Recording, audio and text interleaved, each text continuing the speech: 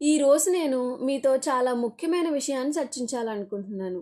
సాధారణంగా విరాట్ కోహ్లీ గొప్ప ఆటగాడా? లేక సచిన్ టెండూల్కర్ గొప్ప ఆటగాడా? అనే చర్చ జరుగుతూ ఉంటుంది.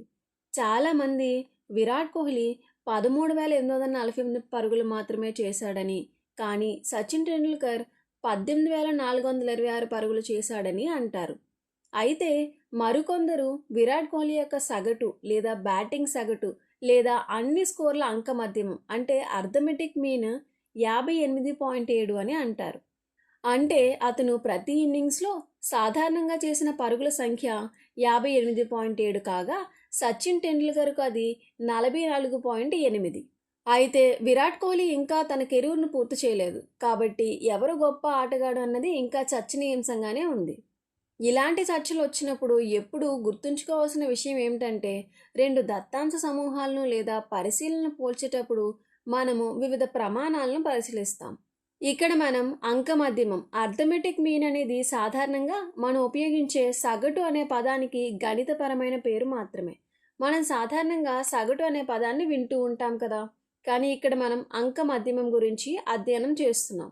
ఈ రెండు పదాలను ఒకే అర్థంలో ఉపయోగిస్తారు. మనకు అధ్యయనం చేయవలసిన సగటులో అనేక రకాలు ఉన్నాయి. ఈ వీడియోలో మనం అంకగణిత సగటు గురించి తెలుసుకోబోతున్నాం. అయితే మనం అంకగణిత సగటును ఎందుకు చదువుతాము? అంకగణిత సగటు అర్థం చేసుకోవడం వల్ల ప్రయోజనం ఏమిటి? ఇది నిజ జీవితంలో ఎలా ఉపయోగపడుతుందో ఇప్పుడు ఒక ఉదాహరణతో నేర్చుకుందాం. ఉదాహరణకు మనోహర్ అనే ఒక విద్యార్థి ఉన్నాడని అనుకుందాం. మనోహర్ తన మార్కుల గురించి ఆందోళన చెందుతున్నాడు. ఉదాహరణకు ఆంగ్లం, గణితం, చరిత్ర అనే 3 విషయాల్లో అతని ప్రదర్శనను పరిశీలిద్దాం. ముందుగా మొదటి అర్ధవార్షిక పరీక్ష మిడ్ టర్మ్లో మనోహర్ సాధించిన మార్కులు ఈ విధంగా ఉన్నాయి. దీన్ని మనం 1తో సూచిద్దాం. అవి ఆంగ్లంలో 100కి 65 మార్కులు, గణితంలో 72 మార్కులు, చరిత్రలో అంత బాగా చేయలేక 57 మార్కులు సాధించాడు. ఇప్పుడు రెండవ అర్ధవార్షిక పరీక్షలో మనోహర్ సాధించిన మార్కులను చూద్దాం. దీన్ని మనోహర్ 2తో సూచిద్దాం. అవి ఇంగ్లీష్లో 100కు 73 మార్కులు, గణితంలో 75 మార్కులు సాధించగా చరిత్రలో అతని ప్రదర్శన తగ్గి 40 మార్కులు మాత్రమే సాధించాడు.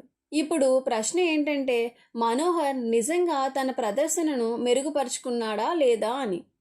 రెండవ అర్ధవార్షిక పరీక్షలో ఇంగ్లీష్లో అతని మార్కులు మెరుగయ్యాయి. అంటే 65 నుంచి 73కి పెరిగాయి. గణితంలో కూడా మెరుగయ్యాయి. 72 నుండి 75కి మెరుగయ్యాయి. కానీ చరిత్రలో మాత్రం తగ్గాయి. ఇలాంటి సందర్భాల్లో అంకగణిత సగటు అనే ప్రమాణాన్ని ఉపయోగిస్తాం. అతను సాధించిన అన్ని మార్కుల అంకగణిత సగటును కనుగొని మొత్తం ప్రదర్శనను పరిశీలించవచ్చు. ఇది మొత్తం ప్రదర్శనను కొలిచే ప్రమాణంగా చెప్పవచ్చు. అందుకోసం మనం అన్ని మార్కులను కలిపి అతను రాసిన పరీక్షల సంఖ్యతో భాగిస్తాం. అంటే అంక మధ్యమం మొత్తం మార్కులు డివైడెడ్ బై మొత్తం పరీక్షల సంఖ్య. ఇప్పుడు మొదటి అర్ధవార్షిక పరీక్షలో మనోహర్ యొక్క అంకగణిత సగటును కనుగొందాం. అంటే ఏమవుతుంది? మొదటి అర్ధవార్షిక పరీక్షలో వచ్చిన మార్కులన్నింటినీ కలపాలి. కాబట్టి 65 ప్లస్ 72 ప్లస్ 57 డివైడెడ్ బై మొత్తం 3 విషయాలు అంటే 3 సబ్జెక్టులు కాబట్టి divided by 3 equals to 194 divided by 3. దీన్ని లెక్కిస్తే ఈక్వల్స్ టు 64.67. అంటే మొదటి అర్ధవార్షిక పరీక్షలో ప్రతి పరీక్షలో మనోహర్కు సగటున 64.67 మార్కులు సాధించాడు.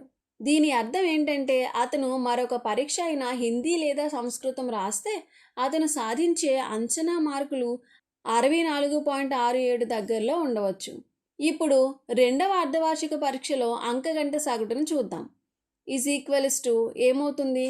73 plus 75 plus 40 divided by 3 equals to 188 divided by 3. దీన్ని లెక్కిస్తే ఈక్వల్స్ టు 62.67గా వచ్చింది. అంటే రెండవ అర్ధవార్షిక పరీక్షలో వచ్చిన సగటు మార్కులు ఎంత? 62.67. మొదట చూసినప్పుడు మనోహర్ ప్రదర్శన మెరుగైనట్లుగానే అనిపించింది. ఎందుకంటే ఇంగ్లీష్లో మరియు గణితంలో అతని మార్కులు పెరిగాయి. కానీ మొత్తం ప్రదర్శనను పరిశీలిస్తే అతని అంక మధ్యమం లేదా సగటు తగ్గింది.